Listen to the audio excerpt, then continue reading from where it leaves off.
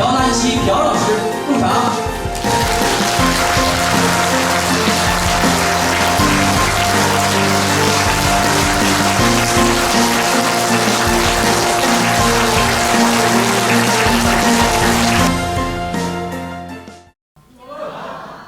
讲的好不好啊？ 이제 제 강의 시간이 1시간밖에 안 남았네요. 今天呢就剩了1个小时的那个讲解。 제 머릿속에는 이 짧은 시간에 어떤 강의를 해줘야 여러분한테 가장 도움이 될까 이거를 지금 많은 생각을 하고 있습니다. 我就是朴老师的脑子里就是这怎么样利用好这个1个小时，让大家更受益，更能清楚的听懂。满脑子这都是这个想法。 한국에서는 이 강사 교육을 최소 220시간을 해야 이 강의를 한 번쯤은 듣습니다. 那个在韩国呢，通常呢，至少得用220个小时，用这个时间呢讲一个疗程的那个，这些教育。 제가 아무리 열의를 가지고 강의를 해드린다고 하더라도 이 3일 동안에 그 많은 내용을 다 설명할 방법은 없습니다. 我再神仙也不可能用3天的时间把所有这些理论和这些详细的给你们讲。 그래서 현재 여러분한테 가장 필요한 내용이 뭘까? 우리가 당장 사용하는데 필요한 부분이 뭘까? 이것을 중점적으로 설명을 해보겠습니다. 所以呢，我自己总结一下，就自己认为大家可能心里特别想知道，就是急切的想知道的这些知识呢，概括性的跟你们讲一下。 여러분들이 생각하시기는 이제 기존 학문하고 신천의학하고는 큰 차이점이 있습니다. 所以呢，大家也会能感觉到，我们的所谓的现代医学和新天医疗法是，从角度上有很大的差别。 그래 기존 학문에서는 양의가 됐든 한의가 됐든 우리가 마취, 항생, 해독 이 세 가지 약성이 주를 이룹니다. 所以我们现代医学主要采取的是，一个解毒，一个抗生，一个麻醉，用这个3大原理去治疗处方。 하지만 신천의학은 이 빠진 부분에서 보완되는 부분이 있습니다. 那个新天医学呢，针对他们搁置忽视的，就是有50%就搁置和忽视没理会的这一部分去补充和完善。 여러분들 한번 머릿속으로 상상을 해보십시오. 일주일 간격으로 하루 300cc씩 6개월이고 1년이고 쉬지 않고 어혈을 빼내고도 체력을 안 떨어지게 하기 위해서는 어혈을 빼낸 양만큼 생혈이 만들어지는 데 필요한 영양분을 충분히 넣어주지 않고는 불가능할 것입니다. 所以呢，大家以常识性的想一下，如果1个星期为单位，每次摄取放血300到500 cc 的话，如果不去补充相应的心血的造血功能的营养分，让它造出相应那么多的量的血液的话，可能大家体力也维持不下去的。 한국이나 중국이나 한약 처방을 기준으로 볼 때 기존에 있는 처방 약제 아마 10배를 보태도 신천의학 처방 한 제의 영양 칼로리가 나오지 않을 것입니다. 所以呢，他敢说，包括韩国、中国在中药里头的所处方的那个药材的营养成分，与10倍量的营养成分也不能跟那个新天医学这疗法的那个有一点的那个量也比不到那个的营养成分。 근데 신천의학 속에 피를 맑게 하고 어혈을 잘 나오게 하는 양리 기능도 있지만 결정적으로 큰 비중은 우리 인체에 필요한 영양분을 보충하는 의미가 아주 크기 때문에 그렇습니다.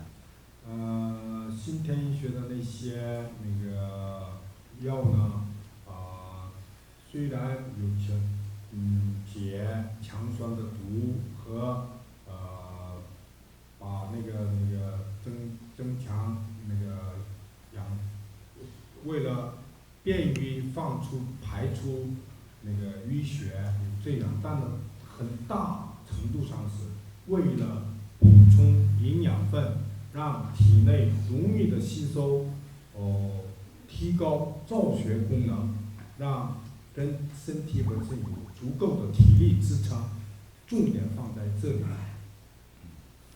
여러분들 책을 보시면 2번, 3번, 6번 기본 사회를 하는 동안에는 어느 부분도 진액을 먹어야 된다는 설명이 없을 것입니다.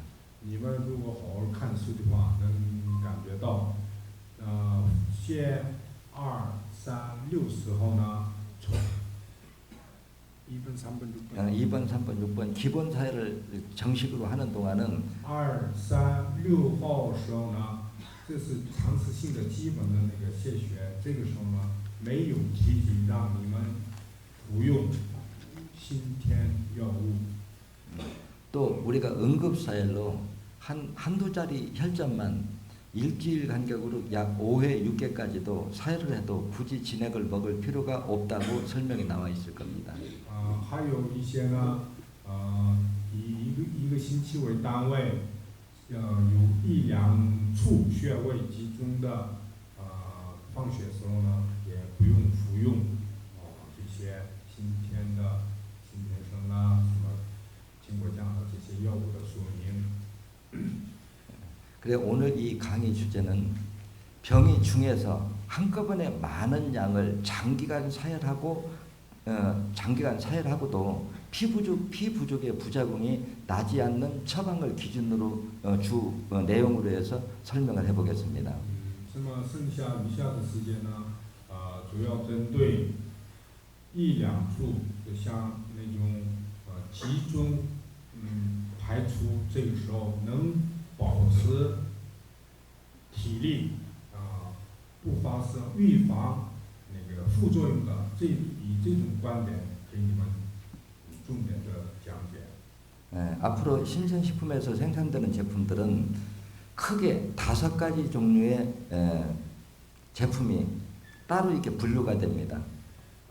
以后在新添食品当中呢，有5种类别5种种类，分为5种种类，完了就是制作。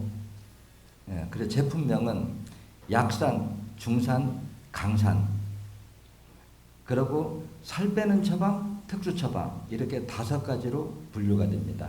所以概括的讲呢，针对弱酸、针对中酸、针对强酸的解毒，还有一个那个减肥，另外一个呢，是特殊药方，就分这5类。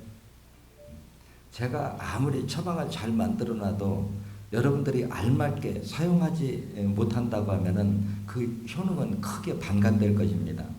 所以呢，这些新添食物的处方再好，药方再好，但不能针对准确的服用的话，它的效能是减半的。 그 여러분들의 이 제품들을 응용하실 때 나에게 맞는 제품이 어떤 걸 선택해야 되는가 하는 그 내용을 설명을 해보겠습니다. 所以余下时间给你们讲解什么样的食品适合什么样的症状，很详细的跟你们讲一下。 여러분들이 공부를 해보시면 신장 기능이 떨어지면 요산, 약산 수치가 올라가고 이런 용어가 많이 나올 것입니다. 你们看书当中呢，经常出现，肾功能下降的话，弱酸、尿酸，增强，这个字句经常出现。 그래 이 용어의 뜻은 뭐냐면 상대 얼굴을 봐서 자신의 얼굴을 딱 비춰봐서 얼굴이 노랗고 창백하고 기운이 없다면은 이거는 자기의 혈액 속에 있는 혈질이 약산 상태다 이렇게 진단하면 됩니다. 所以看别人的脸部或者看自己的脸部，它有稍微带着黄色、苍白，完了没有力气，主要是疲倦的这种面容的话，它表明是弱酸体质。 그럼 이런 상태에서는 진에게 약산, 중산, 강산 중에 약산에 해당하는 제품을 드시면 자신에게 맞는 제품이 된다 이 얘기죠.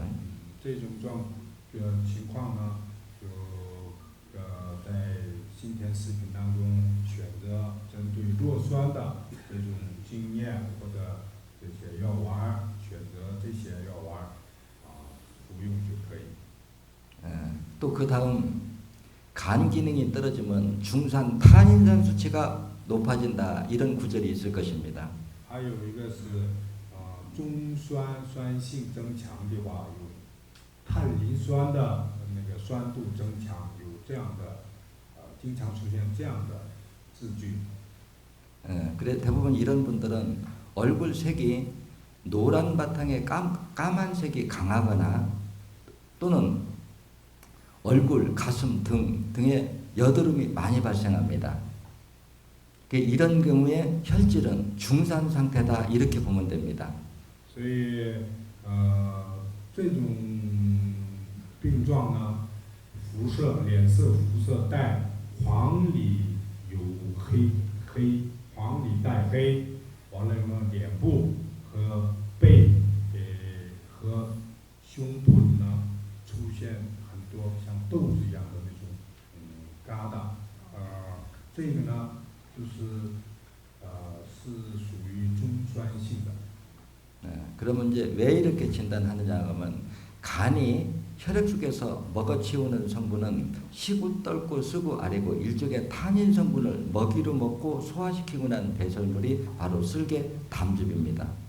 所以肝功能的主要功能是什么？你们也知道，它吸取一种食物或者我们动物那个食品吸取的有些味觉里能产生的甜、酸、辣这些呢，把那个吸取以后产出的那个碳磷酸，它变成一种胆汁的形式，去解毒，这是肝功能的基本功能。 그래서 간 기능이 떨어져서 혈액 속에 있는 이 탄인산을 먹어치우지 못하면 먹어치우지 못한 만큼 혈액 속에 이렇게 축적이 되면 이 탄인산과 혈액 속 철분과 화학 반응을 일으키면 녹색을 띱니다. 정상적일 때는 이 성분이 우리가 멜라닌 색소다 이렇게 설명할 수가 있습니다. 所以肝功能低下的话，它应该把血液里的碳磷酸应该用胆汁来吸收过去，它吸收不了，全部吸收不了的这个留下的碳磷酸在血液里跟铁粉起氧化作用，这样的话出现一种绿色，显示出一种绿色。 이 멜라닌 색소가 비정상적으로 밀도가 높아지면 피 색깔에 검은빛을 띠게 되는 것입니다. 所以这个绿色的密度增强的话，它在血液里显示出一种黑色的那个现象。 그래서 책에 보면 눈 주변, 입술, 손바닥 안쪽 또는 여자 생리혈이 검은 사람은 간 기능이 떨어진 사람이다 이렇게 진단을 설명이 되어 있죠. 所以一般情况下，眼部周围，或者嘴唇，或者手心，或者女性那个生理现象的那个血显示褐色或者黑色的话，就是表明你的肝功能是低下的。 흑인이 아니고 햇빛에 끌리지 않는 이상 피부가 검은 사람은 모두 간 기능이 떨어진 사람이다. 이렇게 생각하시면 맞을 겁니다. 除了黑人以外，如果脸的辐射显黑色的话，这个就是表明肝功能有问题。 그럼 자신이 중산 상태의 혈질이다. 여러분들 판단할 수 있겠습니까? 那么对于别人，对于自己，我是弱酸性呢，还是中酸性呢？能不能判断？ 네. 그럼 이제 강산 상태는 어떻게 분류하느냐 이게 문제가 되겠죠. 那么剩下的是强酸，我们去怎么去区分？ 혈질이 강산성화되면은 모든 물질을 산화작용으로 녹이는 작용을 합니다. 在强酸的环境之下呢，在体内呢，把所有的物质呢，起氧化作用，把它融化。 강산의 산화작용이 혈관벽을 부식시켜서 약화됨으로써 말초 모세혈관이 팽창되면 피부가 부분적으로 뿔긋뿔긋 하는 증세들이 나타납니다. 所以以强酸的起的氧化作用，引起末梢那个毛细血管膨胀的话，那么皮肤呢显示一种红斑，这种症状。 또 강산의 산화작용이 혈액 속에 있는 지방 단백질을 녹여버리면 빈혈 진단을 받습니다. 所以强酸体质下，如果把血液里的脂肪蛋白质给融化的话，就是引起贫血的症状。 강산의 산화작용이 뼈를 녹이면 골다공증의 진단을 받습니다. 强酸的状况之下，把骨头给融化的话，就出现骨什么呢？不是骨头骨萎缩，骨什么萎缩？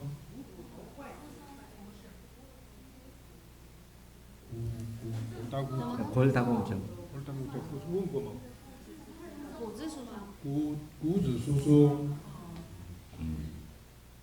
그럼 여기에 우리가 백혈병, 암, 신부전증, 류마티스 관절 이런 건 어때요? 그동안에 공부를 해보면 모두가 강산이 원인 제공이다 이렇게 진단하죠. 所以呢，白血病、什么血癌、完了癌症，那个尿毒症，所谓的这些很疑难杂症呢，都是因为强酸体质下形成的一种症状。 그래 이런 증세를 가지고 있다고 하면은 자기 현재 혈액이 강산 혈질이다 이렇게 진단하면 됩니다. 所以呢，这方面开始出现症状的话，把这个认为我的体质是已经变为强酸的体质了，这么判断就可以。 여러분 분류할 수 있겠어요? 能不能分好弱酸、中酸、强酸？ 네, 선택 가능하죠. 그런데 여기에다가 뚜렷한 병은 없는데 물만 마셔도 살이 찌고 자꾸 이렇게 살이 급격해 살이 쪘다 빠졌다 이제 이럴 경우에 살을 빼기 위해서 하는 처방이 바로 살 빼는 처방이 한 종류가 따로 분류를 해놨습니다. 所以呢，这些处方当中呢，弱酸、中酸、强酸已经分离了。那么有些人呢，没有什么大的症状，但是呢，喝水他也发胖，有时候呢就突然有那个体重就减少，这样的，我为了区分这个呢，就是单独列出了一个减肥的一个类别。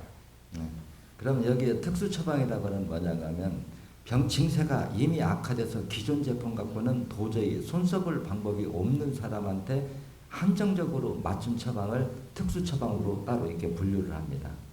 最后的那个特殊处方呢，与现有的这些处方，新天生啊什么，用这种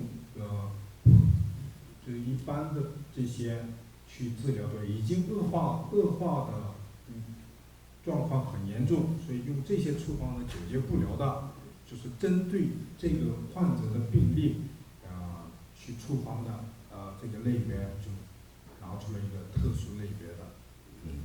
여러분들이 접하는 대상에 100명을 사혈할 경우 80명 정도는 약산, 중산, 강산, 살 빼는 처방으로 대부분 해결이 가능할 것입니다.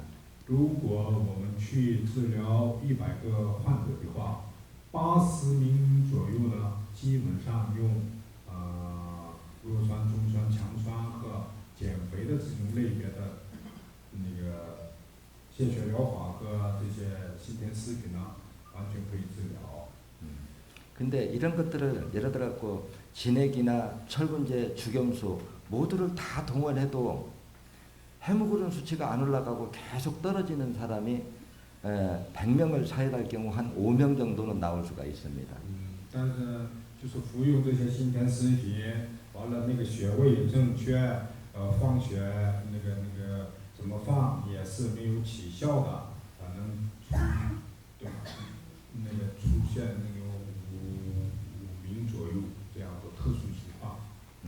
이 5명한테 적용되는 게 바로 강산 해독제입니다. 这个针对5名特殊的5名，适合的是就是强酸解毒处方。 여러분 여기까지는 이해가 됩니까? 关于这里能理解吧？刚才我说错了，他所说的是清国酱丸、粗盐水，用这些解决不了的，有5%的那个。是这样子的，就是通过这个吃这个精液，然后呢新天生，然后清果酱，然后放阿沙六八，然后就是但是呢这个血红蛋白上不来的这样的人呢是5%，那么这样的时候呢，实际上这个体质呢就是非常强酸的那种体质。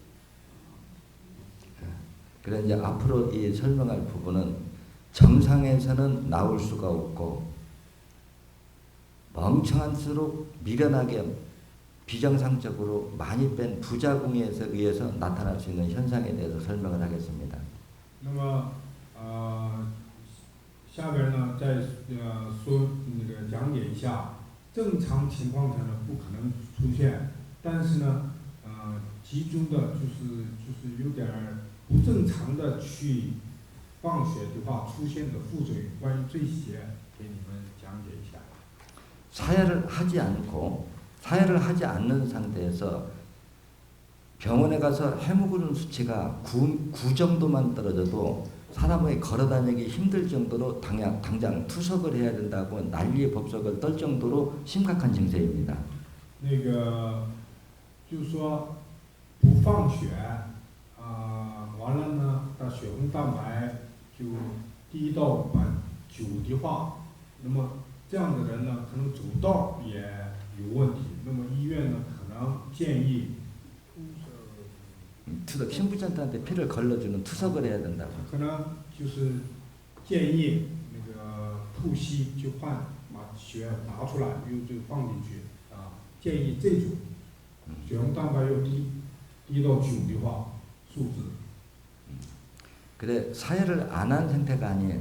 사혈로 인해서 사혈을 하다 보면 자꾸 넣어주지는 않고 사혈할 때는 잠시 좋아지니까 무리를 해서 자꾸 빼다 보면 심지어 헤모글로빈 수치가 4, 5까지 떨어지는 경우도 종종 있습니다. 那呢，就是我们呢，就是一般放血的时候呢，那个补充营养分，就是指顽固的，就是一放血就觉得舒服，就是经常的放，这样的话，可能这个血红蛋白数值能达到4、5这个时候，所以他说的意思呢，一般不放血的时候，正常的情况下，血红蛋白低到9的话，那个一般医院呢觉得这个太严重了，你得赶紧那个换那个透析这么严重，一般人都走道都有问题，但是我们放血呢，放血时候可能能低到4、5的时候也有。 여러분들이 머릿속에서 인지해야 될 부분은 사혈을 안 한 상태에서 자연 발생적으로는 헤모글로빈 수치가 9까지만 떨어져도 걷기가 힘들 정도로 아주 심각한 상태가 되는데 사혈의 부작용으로 헤모글로빈 수치가 4, 5까지 떨어지는 경우는 본인이 조심하면 일상적인 생활은 살살 한다는데 문제가 있습니다. 所以你们大家得留意，一般正常情况下没做放血疗法，如果血红蛋白低到9%的位置的话，那么人呢走道都难，就是这么严重。但是呢，因为没补充营养后，他无理的去放血，这个血红蛋白低到4、5，按正常来讲的话，他这走得躺下来，是不是？但是呢，它不影响你做一些正常的那个活动。 빼는 순간 우선 걸어다닐만 하니까 요번 한 번만 하다 보면은 그게 함정에 빠져서 4, 5까지 떨어지는 환자들도 의외로 종종 있다. 이걸 지금 설명하고 있는 거죠. 所以有些人呢，说白了，这个应该怎么说，就是无知或者就是贪念，就是放了一次就觉得舒服，哎，看再放一次，再放完以后就是又贪念又放，又觉得舒服又放，这样的血红蛋白急的下到4、5，他觉得我还能走到没有什么多大不方便，所以有这么无理放血的时候。 그래 이 정도 상황이 되면은 기존의 처방 갖고는 헤모글로빈 수치가 올릴 방법이 없습니다. 헤모글로빈 수치가 4, 5까지 떨어지는 경우는 그러니까 쉽게 해서 헤모글로빈 수치가 8에서 4, 5까지 떨어진 경우는 기존의 처방 가지고는 헤모글로빈 수치를 올릴 수가 없다는 얘기죠. 所以呢，你们如果用无理的方法去放血以后，这个血红蛋白下到4、5的这样的话，按我们正常的那种食物，这食物呢，它提上不上去。 그래서 7 밑으로 4까지 떨어진 경우 이거를 해결하기 위해서 제가 고하는 제품이 바로 특수 처방입니다. 所以呢，就因为放血出现了血红蛋白低到4、5，这个时候为了解决这个提高这个血红蛋白，他拿出的一个药方就是特殊药方。 그러면 여러분들 어때요? 이게 자기 몸 상태에 따라서 어떤 걸 선택해야 된다는 것은 분류는 가능하죠. 那么现在就是大家清楚了吧？我按照我的血红蛋白的状况，所以我的放血的这些身体状况，我应该吸取什么样的食物？那个新鲜食物，大家应该很容易，对吧？ 그래서 사혈요법의 가장 안전한 방법은 헤모글로빈 수치가 정상일 때 정상을 유지해야 본인도 고생을 적게 하고 큰 비용이 적게 들어갑니다. 所以呢，大家要遵守做放血疗法的时候呢，必须保持血红蛋白的正常，也得放血的期间也得总是维持这个血红蛋白的数，这个是很重要的此案。 헤모글로빈 수치가 좀 떨어지더라도 가능하면 10 밑으로는 안 떨어뜨리는 게 안전합니다. 所以最安全是不要因为放血血红蛋白低于10。 헤모글로빈 수치가 10 정도에서는 진액과 철분제 주경수만 맞아도 12까지는 금방 잘 올라갑니다. 那个降到10的时候呢，是通过足盐水，还足盐水跟什么叫？浸液啊，什么这些3种的话，也马上就恢复到12。 그래 10 밑으로 10에서 7까지 떨어지는 경우는 강산 해독제를 진액 복용하기 1시간 전에 미리 섭취해 주지 않으면 헤모글로빈 수치가 안 올라갑니다. 那个低到10低到7的时候呢，如那个放血之前1个小时前不服用那个强酸解毒丸的话，它恢复不到12。 그러면 헤모글로빈 수치를 10 밑으로 떨어지면 생 하나 손해 봤죠?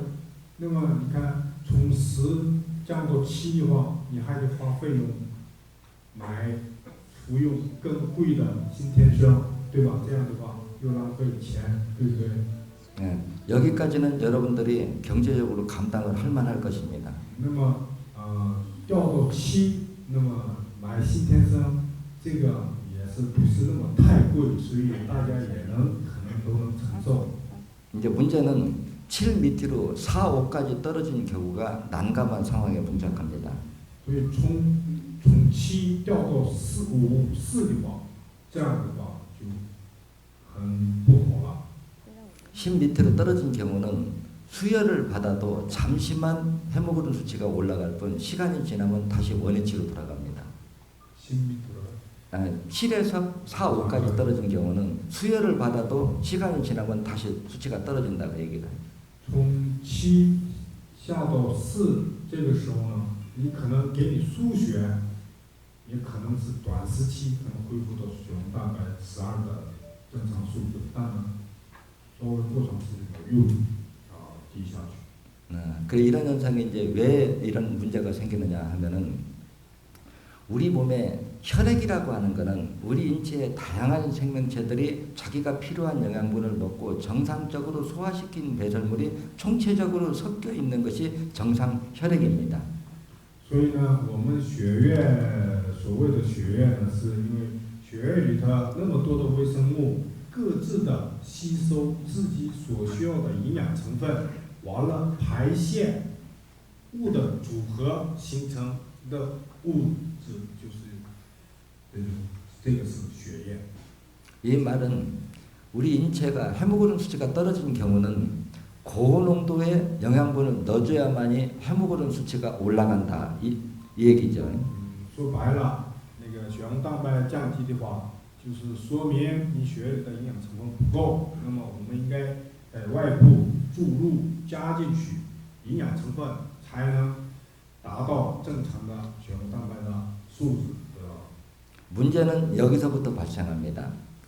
우리 인체의 생리 구조는 고농도의 영양분일수록 체세포들이 그 영양분을 소화 연소시키는 과정에서 강산이 배출됩니다. 영양 칼로리가 높은 음식일수록 우리 인체에서 소화시키는 과정에서 강산이 배출된다는 얘기라. 所以我们的人体构造呢有什么定的？就是把高蛋白消化高蛋白质之时候，它为了消化这些吸取营养成分的时候呢，就是同时伴随着排出大量的强酸物质。 그러면 산도가 높아지면 증세는 더 악화될 수밖에 없겠죠. 所以呢，这边呢为了吸收高浓度的那个蛋白质，它放出的强酸呢，又影响我们的血液的那个清澈和造成淤血。 이 문제를 해결하기 위해서는 영양 보충으로는 충분히 이루어지면서 소화 과정에서 강산이 배출되지 않는 성분을 넣어주는데 그 비용이 기존 저기보다는 3배 정도 더 들어간다는 데 문제가 있다는 거죠.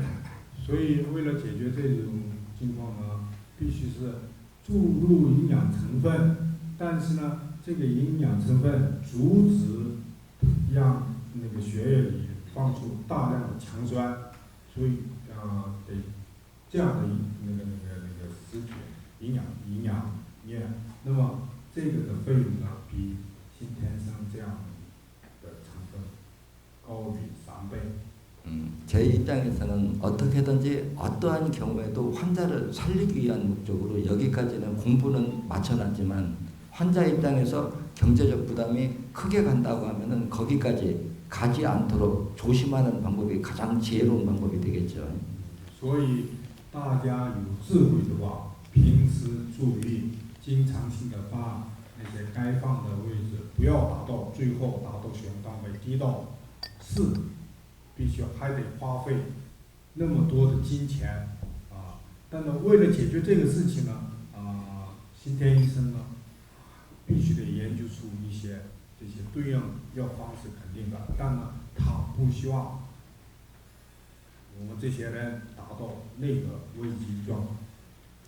저의 공부의 특징은 어떤 식물이나 약초를 딱 잘라서 혀끝에다 딱 대는 순간 이 성분은 어떻게 만들어졌으며 우리 인체에 들어오면 어떠한 양리 반응을 한다는 것을 혀끝에 닿는 순간 알아챕니다. 现在我已经做到了，只要把一些植物或者药材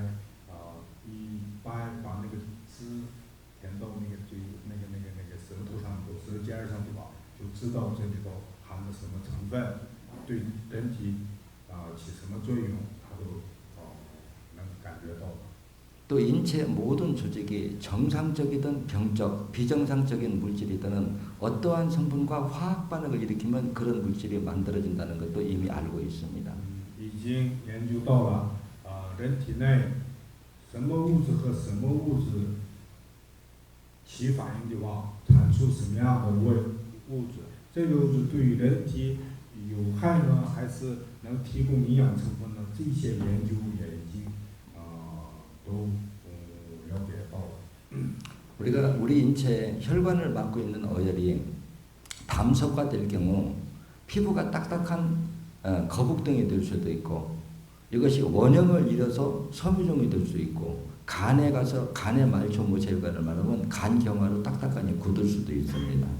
所以呢，我们的有那种强酸性下的解释物质性淤血呢，能把那个毛细血管堵断。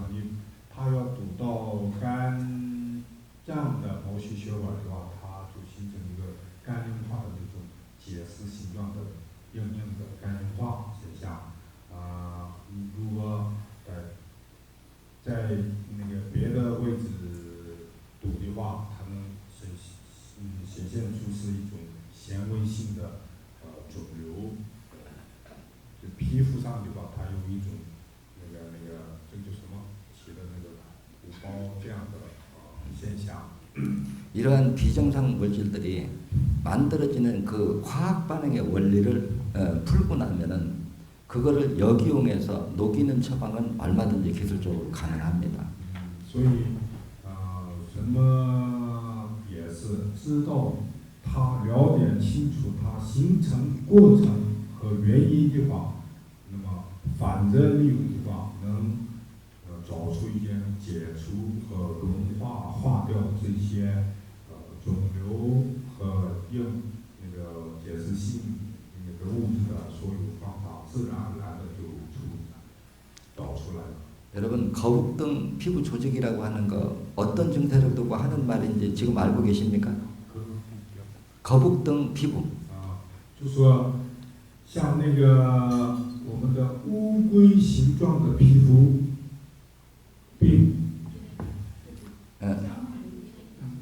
등이나 가슴, 어깨 이런 부분들이 거북의 등딱지처럼 딱딱하니 굳어가지고 등판 아래를 쥐고 흔들면 등 전판이 흔들릴 정도로 딱딱하니 굳어있는 상태를 얘기합니다. 有些患者呢，他背呢，就是背部的这个皮肤呢，像那个乌龟的那个壳一样硬的，它一动的话，整个像那个一个板似的，就是晃动，变成这样的，就所谓的就是乌龟形状的皮肤。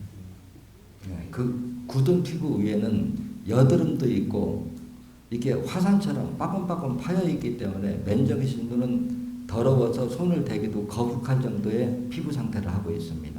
所以那个这样的状况什么人都里头有孔，就是出现孔，所以就是肉眼看也恶心，用手触摸也很，就是谁都不愿意去接触。 중국에도 이런 환자 들어 있습니까? 中国也有这样的吗？有皮癣龟鳞病啊，鱼鳞病。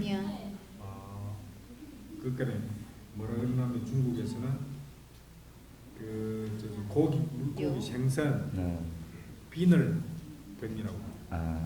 그런 이제 이런 것들이 이런 증세들이 피부에서 나타날 수도 있고 간에 가서 굳으면 바로 간경화가 된다는 얘기입니다. 所以这种的状况在皮肤上显现的话，它是皮肤病；如果到肝脏形成这样的话，就是肝硬化了。 그래 이 정도로 피부가 돼도 그 녹이는 처방을 하고 사유를 해주면 그 상태가 오기 전 깨끗한 정상 상태로 열하면 한 8명 정도는 돌아올 것입니다. 所以已经出现了这种状况的，也通过这个放血疗法和服用新田食品的疗法去治理化，就是10名当中88%个人呢，完全的恢复以前健康的、正常的那个皮肤状态。 어때요? 기술적으로는 신천하게 많이 발전했죠. 是不是你们也觉得新天医学从技术方面也发展了很多？ 저는 이게 보통 증세가 약한 환자들은 저한테 찾아오지를 않았습니다. 현대의학에서 도저히 완치 불가능한 환자들만 찾아왔고 그런 환자를 치료하다 보니까 많은 연구를 할 수밖에 없었죠. 所以呢，以前就是说，很多患者呢都是在这个医院、那个反正有名的医院全去治，最后没办法，已经抛弃的状况下，找到朴老师的患者是特别的，所以逼着他去研究这些疑难杂症，所以研究了很多这些深奥的东西。 여러분들도 짐작하다시피 과거에는 이런 학문에 대해서 제가 한국에서 공격을 많이 받았습니다. 大家也可能听说过，因为研究这些新天医学这些原理，它被很多阶层和学界、医学界被攻击和诬陷。 그런데 지금 현재는 서양의학의 최고 학부의 거의 1인자라고 뭐 최고 학부를 가지고 있는 사람마저도 내 학문을 자기들보다 한 수 위다 인정하고 이거를 함께 합시다 해서 지금 본사에서 그 일을 추진하고 있습니다. 但呢，现今呢，你在韩国，在西医学领域，等于是在韩国数一数二的这种专家。 他们呢已经承认认可关于疑难杂症这块呢，朴老师的新天医学原理是比他们胜出一筹，所以呢，他们已经建议合手去合作来了一个建议，现在正在开始准备。 그래 이분의 제안은 세계 명문 대학을 한 3개 정도를 그 본사에 끌어들여서 거기에서 세계적으로 유능한 대체의학을 현실화시키는 데 같이 한번 노력해보자 이런 제안입니다. 他们的建议是，在世界最有名的名门大学选出3个大学，从那里头选出专家一起研究出一些这些治疗的方案，把推广到现实当中，现实我们医疗当中，这样的提案，所以正在进行当中。 이분 말씀은 아주 속 시원하게 해줍니다. 그분의 말씀은 아주 속 시원하게 설명을 해준다. 그분이 같이 하자고 하는 분이 내가 이루고자 하는 꿈은 아주 쉽게 표현을 합니다. 他这一位呢，就是很痛快的就是答应那个朴老师的意愿。 자기가 세계 명문 의대를 한 3개 정도를 분과 형태로 본사에 끌어들이는 건 아주 쉽다. 그러면 이미 세계적으로 공인받은 학교에서 이 공부를 가르치면 그 자체가 제도권이니 걱정할 필요가 뭐 있느냐 이렇게 아주 쉽게 표현을 해줍니다. 他就说他完全有能力选出世界最有名的名门大学3所就是的分校拿到韩国他们的总部一起研究研发这样把这些拿出一些教材，让这个每个名门大学用这种教材去学习，这样的话，这种新天医学的原理呢，很广泛的、很正统的、正规的去传播和实现。对。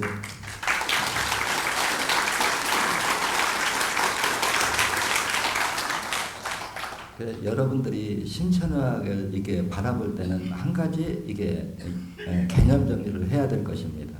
大家呢要面对这个新天医学的时候呢，应该这个整理出一个概念。 심천학은 출발부터 현대의학에서 잘 고치는 병을 치료하면서 발전시킨 학문이 아닙니다. 先天医学呢，不是从那个现代医学能治好的，从容易的病开始发展的，不是这样的。 현대의학에서 도저히 치료가 불가능한 증세들을 치료하면서 발전시킨 학문이라는 것을 꼭 명심해 두셔야 된다 그 말이죠. 现代医学治不了的，已经放弃的这种病案病例拿过来，完了开始治疗，从这个开始发展到现在的。 그러면 이제 여기에서 이제 보강 설명을 조금 해드리겠습니다. 再讲一下补充说明。 그리고 우리가 진액 중에서 약산, 중산, 강산 중 피의 탁도를 기준 내서 선택하는 방법이 있는가 하면은 다른 쪽으로 적용을 시킬 수도 있습니다.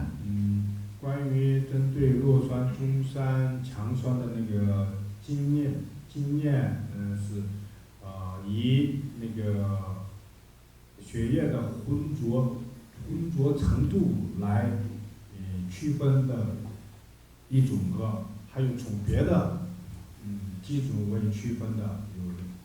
사열은 하지 않고 체력이 고도로 떨어진 상태에서 체력 보강을 위해서는 약산을 선택하면 됩니다. 不放血，为了增强人体的体力的话，那么选出适合弱酸性的，针对弱酸性的这个经验。 사열 시에 아무리 사열해도 어혈이 잘 나오지 않을 경우 어혈을 잘 나오게 하는 용도로는 중산을 선택하면 됩니다. 放血时候怎么放也放不出好，放不好的时候，不出血的时候，这个时候呢，请选用中酸。 또 우리가 암이나 백혈병, 혈액이 강산성화돼서 피가 탁함으로 여러 합병증이 위급할 때는 강산을 선택하면 됩니다. 像癌啦、白血病啦这种，就是整个血像死血一样浑浊，这个时候为了救急危急状况的，请选用强酸经验。 그 병증이 아주 위급할 때는 처음에는 강산을 한번 선택을 해서 급한 불을 꺼놓고 그 다음에 중산을 선택해서 어혈을 잘 나오게 하다가 또 어혈이 잘 나오면 피가 맑아지면 얼굴 혈색에 피가 맑아진다고 하면 노란빛과 검은빛이 사라져야 피가 맑아진 것이고 신장과 간 기능이 회복되는 것입니다. 所以呢，就是用强酸的这种经验服用以后，先把救急就危急状况避免，完了选用中酸适合中酸的这些，这样的话，从脸部的肤色能判断你的肤色从黄黑变成有红润开始，这样的话，表明你的肾功能和肝脏功能已经提升了。 환자 현재 상태에서 얼굴이 노란빛과 검은빛이 강하면 강산을 선택하고 肤色脸的肤色黄色和黑色特别明显的话，请选用强酸。 또 노란빛과 검은색이 사라지고 흰 바탕에 불구름한 색으로 혈질이 정상으로 돌아오면 다시 중산을 선택해서 어혈이 잘 나오게 하는 것이 지혜로운 방법입니다.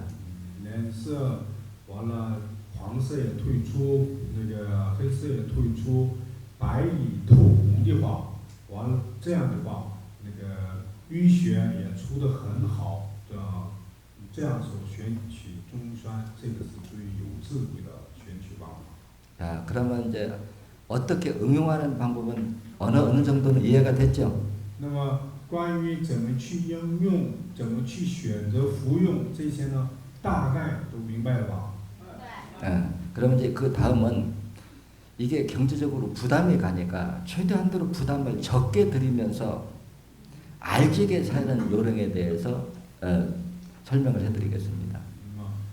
用这些强酸、中酸这样的话，这些费用也很高的，那个要食品的要那样的，为了减少费用，还能很有效这样的方法也教给你们。 이 진액을 처방받는 목적은 한꺼번에 많은 양을 사혈하고 장기간 지속적으로 빼고자 하는 목적에서 진액 처방을 받는 것입니다. 那个经验处方是先大量的稀释以后，为了长期的放血、支撑、保持、维持体力、营养分，为了这个，就是给你们处方这些经验。 사혈하시기 전에 1kg짜리 저울을 하나 사십시오. 你们放学之前呢，买一个测体重机，一个秤，就是那个电子秤。啊，对，电子秤，是1公斤的。那就是体重机吧，体重器吧。这个脚不是，그걸1kg짜리 저울. 아, 电子秤。不是体重机。 그래 저울 위에 비닐이 봉다리를 하나 딱 올려놓고 사혈한 놈을 거기다 집어넣으면 무게가 나올 겁니다. 사혈을 어혈을 닦아낸 걸 솜을 그 비닐 봉다리에다 담으면 무게가 나올 거다. 你们呢，就放完血以后呢，把那个纸就擦的那个有血迹的纸呢，放在一个塑料袋里，放到那个什么秤？对，电子秤。 그러면 cc나 g은 같은 양입니다. 完了这样的话，公斤那个克数和cc是同等的。 그래서 사혈을 하다 보면 어혈하고 생혈하고 섞여 나올 때가 있습니다. 那么放血时候呢，很可能出现淤血和鲜血同时就是一起出来的时候。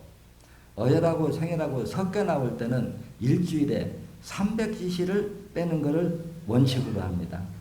那么一般放血时候，就是鲜血和那个鲜血也随着出来的这个时候呢，以1个星期为单位，每次放300cc 的为基准。就是鲜血一半，淤血一半的时候呢，这个时候呢，就是放1个星期放300cc。如果是出来的全都是淤血的时候，那就是放500cc。 근데 안하는 반 선열이 반 정도. 아니 어혈하고 생혈하고 지금 한 번 뺄 때 양을 얘기해주는 거예요. 지금 그 얘기만 해야 돼. 어혈하고 생혈하고 섞여 나오면 일주일에 빼는 양을 300cc를 기준으로 해라. 지금 그 얘기만 설명해 주는데 그 다음 얘기는 다음 가면 헷갈리잖아요. 됐죠? 그런데 사혈을 반복하다 보면은 어혈하고 생혈하고 맞닿는 부위가 넓어질수록 녹이는 처방이 넓은 부위에 닿기 때문에 갈수록 어혈량이 많아집니다. 那个就是放血时候呢，它可能是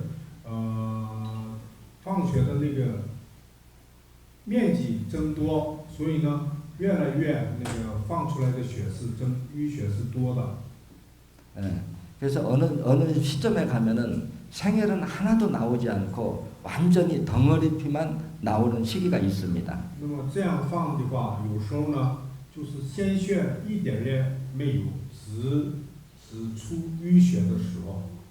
이때는 일주일에 한 번 사혈을 기준으로 해서 500cc까지 한꺼번에 빼냅니다. 这个时候呢，你们呢就是以1个星期为单位，一次放500cc。 단지 여기에서 정리할 부분은 300cc를 빼면 철분제 2앰플을 맞는 걸 기준으로 하고 500cc를 뺄 적에는 사혈하는 날 2앰플, 이틀 쉬었다 3일째 2앰플을 더 맞아주는 것을 기준으로 합니다. 앰플, 그 철분제 앰플, 유리로 돼서 그 뿌리는 거, 그 베노헤름이라고 있거든요. 그냥 철분제를 그냥 2앰플이라고 하고 앰플이죠. 요거 앰플. 되어 있는 거. MF 그 주사. 한 번 더 저 기준. 그러니까 300cc를 사이다 저기를. 한국하고 중국하고 틀리거든요. 아, 한국 거는 그거를 2배로 하는데 중국에서는 하나만 들어요. 중국에는. 한국 거는 요만큼인데 예. 중국 거는 이렇게. 크다고. 예. 그러면 300cc에 하나, 500cc가 나오면 사열 하나를 맞고 이틀 쉬었다 3일 때 하나를 더 맞는 걸 기준으로 한다. 就是放300cc 的时候呢，就是那个铁剂呢，就是打1支就可以。但是放500cc 的时候呢，那个时候呢要打2支，是这样。所以这个呢有基准，韩国和中国的不一样。如果用韩国的话，300时候是2个，500cc 的时候呢，当天吃2，过2天再服用2。中国的话可能量大，那么300时候呢1个，500时候呢当天那个打1个，过2天，第3天再1个。 지금 이 내용 이해됩니까? 理解了吗？ 韩国铁是10毫升的，中国铁是5毫升的。如果像老师说的呢，300cc 血呢，就是可以输2支中国的铁，这样是10毫升。但是韩国铁呢，10毫升可以输1支铁。一旦到500cc 的话，如果韩国铁可以加2支，都是20毫升了。中国的铁呢，如果达到500就得加量。但是我们像放这个500cc 血的话，肯定是吃津液治疗的时候，知道了吧？ 그래 이렇게 빼주면 우리가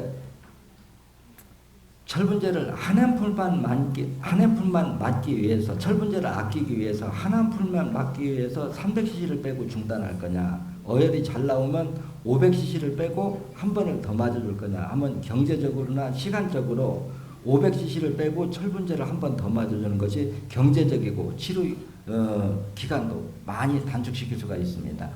从时间的角度、经济的角度，来讲的话，如果你这个淤血出的好的话，那么一次性放500cc，当天那个打1针，过2天又打1针，这样的话时间也缩短，你的经济性也那个还很有经济性的，对不对？ 여러분들 좀 이해가 됐어요? 理解了吧？就是说，你想病好得快的话，你可以就是把措施采取好的话，病就来得快。实际上，感觉着在短期内花的费用是高的根据治疗疾病的病程来讲，你还是降低价格的。你像津液，在韩国的讲师们，他们吃津液，他们觉得津液虽然是贵的，但是治疗起来疾病，按那个新天元的产品来讲的话，比那个疾病要好得快。 好得快的话，成本也就自然的降低了。这个都能理解的。 한국에서 어깨너머로 이 사회요법을 배운 사람은 자기가 잘 안다고 이 진액 처방을 받고 2번, 3번, 6번을 빼는 사람이 종종 있습니다. 那个韩国就是有些学员呢没学好，他自认为学好了，完了以后那个他得到一个经验处方以后呢。 就是也同时放2、3、6时候就那个打那个经验。 제가 이런 분한테 곰이다 표현합니다. 就是这样的人呢，跟熊一样笨。 2번, 3번, 6번은 어혈이 많이 나오지 않기 때문에 굳이 진액을 먹을 필요가 없습니다. 放2、3、6时候呢，因为它出的不好，它是需要时间。 上个月不讲过嘛，2、3位置是需要3个月的时间才能放出来的。那个时候呢，这个时候你不用吃这个也起不到效果的。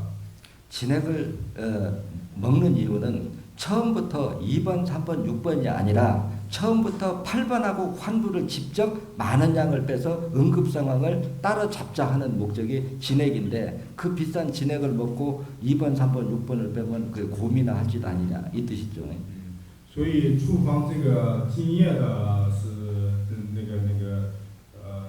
出发点呢，大量的500cc的一次性的，就是大量的那个放时候，为了保持你们的提供体内的营养分，维持体力才处方给开的处方。但是236那8号或者那有个患部集中的那个放手呢，需要这么补充能量嘛和营养分嘛，这个时候需要。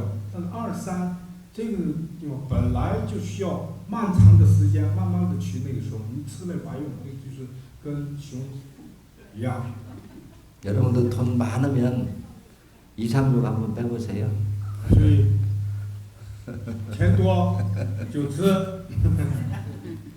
그러면 이제 2번, 3번은 어떻게 되느냐 이걸 정리해야 되겠죠. 那么2号和3号应该怎么办？我们再给你们整理一下。 진액을 먹은 동안 예를 들어 협심증 환자를 비유하자면 8번, 5번, 30번은 일주일에 한 번 사용하는 것을 기준으로 합니다. 진액을 먹고 사용하는 경우 8번, 5번, 30번은 사용 일주일에 한 번 사용하는 걸 기준으로 한다. 那个心绞痛像这种，拿这个来举例的话，一个星期放8、5、30号为单位，一个星期为单位放8、5、30。 그럼 2번, 3번은 그 중간에 어혈이 안 나오면 하루 쉬고 또 하고 하루 쉬고 또 해도 아무 상관이 없습니다. 어혈이 잘 나올수록 뭐 이틀 만에, 3일 만에, 5일 만에, 일주일 만에 이렇게 빼면 됩니다. 어혈이 잘 나올수록 시간을 늘리고 어혈이 안 나오면 하루 쉬었다 또 빼고 하루 쉬었다 또 빼도 2, 3번만은 무방하다 이 얘기죠. 2号位置和3号位置呢，你放的时候它出的不好的话，隔一天再放，隔一天再放。但是完了开始逐渐出的多的话，隔3天放一次，隔3天放一次，或再出多的隔5天，隔7天，越出的好，时间单位就越往长就行。 왜 이렇게 해야 되는가 하는 당위성에 대해서 설명을 해드리겠습니다. 为什么应该这样给你们说明一下？ 여러분들 2번, 3번을 그냥 빼려고 하면은 아마 진 빠질 겁니다. 你们呢，如果用拔罐的用这种单纯的拔罐这种放血疗法想放出来2号、3号的话，特别累的。 어혈이 안 나온다고 내버려 두지 말고 어혈이 안 나오더라도 2번, 3번을 한 5번만 꾸준하게 이렇게 반복해서 빼면 어혈을 이렇게 당겼다 놨다 당겼다 놨다 이러면은 그 진액 속에는 그 어혈을 불리는 기능의 약성이 있기 때문에 내버려 두는 것보다는 자꾸 이완을 시켜주면 그 안으로 침투가 돼서 한번 나오기 시작하면 그게 많은 양이 나올 수가 있기 때문에 어혈이 안 나올 경우는 진액을 먹는 동안 하루 쉬었다 또 하고 하루 쉬었다 또 하고 이러면은 그 2, 3번 뚫는 시간을 현격하게 당겨서 사혈을 빨리 끝낼 수가 있습니다. 所以2号位置和3号位置呢，你们认为就是放的时候呢，就不出来，就那么再不放那样的话出来的更慢。你们那个吃那个经验那个时候呢，虽然不出来，老是去刺激它，那样的话，它把那个里头的2号、3号位置的那个里头的淤血呢，它老是给它刺激的话，它里頭那个它能融化或者让它走动。一旦它出的很多。 그럼 사혈하는 요령에 대해서 어느 정도 분류할 수 있겠습니까? 那么怎么样去放血，怎么样去对待，大概都知道了吧？ 그래 세부적인 내용들이 여러분들이 의문이 나시면 옆에 있는 치구나 그 강사한테 언제든지 질문을 하면 속 시원하게 여러분들한테 답변을 해드릴 겁니다. 这一次呢，用有限的时间给你们概括性的讲了一些原理，具体的这些具体因人而异问题呢，以后你们经常跟蔡老师那个咨询，那么他用很清楚的、具体的能给你们讲解。 강의를 마칠 시간이 됐다고 신호를 하네요. 여러분들 더운데 교육받느라고 고생 많이 하셨습니다. 快要结束了，这几天呢，大家在炎热的环境之下，为了争取这些辛苦了，实在是辛苦了。 여러분들 我们感谢咱们老师。 여러분들 건강 잘 되세요. 下次见的时候，希望大家更健康。更幸福。还有一个是。